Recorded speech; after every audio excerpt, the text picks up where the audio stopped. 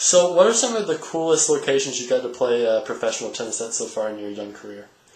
Well, at the end of this past year, in December, I went down to the Dominican Republic, and that was really cool. You know, I think it's always neat to be able to travel outside of the country and see other parts of the world.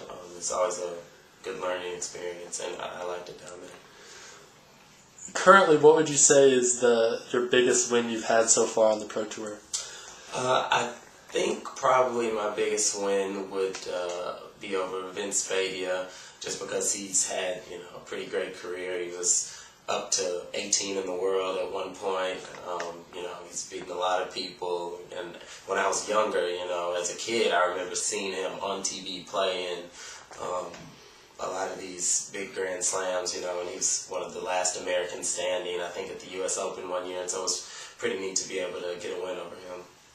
So as you said, your first few months on tour have been really successful, but if you had to narrow it down to one area you need to work on the most in your game, what would that area be?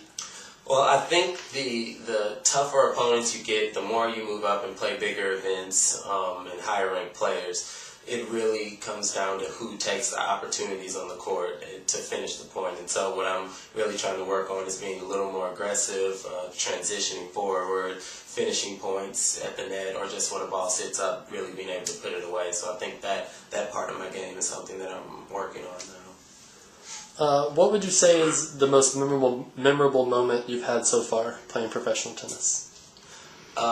Definitely the most memorable moment so far was playing at the qualifying of the U.S. Open.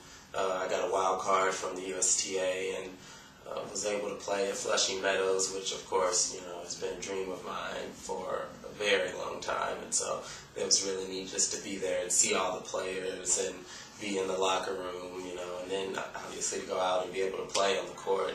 Was pretty cool. What are some of the upcoming tournaments you have in the next couple months?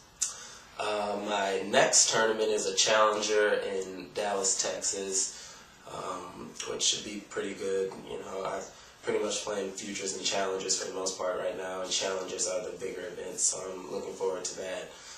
And then staying in Texas a couple weeks after that for a couple $15,000 futures. So I've got a pretty busy schedule the next couple months. Now, what advice would you give to someone in junior tennis on how to get to that next level, whether that's college tennis or even higher to the professional level? I think the two things I would say are just to work as hard as you can, because really a lot does come down to who's working harder, who's more focused. A lot of people fall by the wayside just because their work ethic really isn't that great. So definitely, you know, be conscious of putting in as much work on the court, off the court as you can. And the other thing I would say is make sure you're having fun, because I've seen a lot of people get burned out in this sport, both in juniors and college and on. And so, you know, you have to keep it fun and keep it fresh. And if you're doing that, usually, you know, you're successful. Well, Blake, we here at My Tennis Network wish you a lot of luck in the future, and thanks again for sitting down with us. Thank you.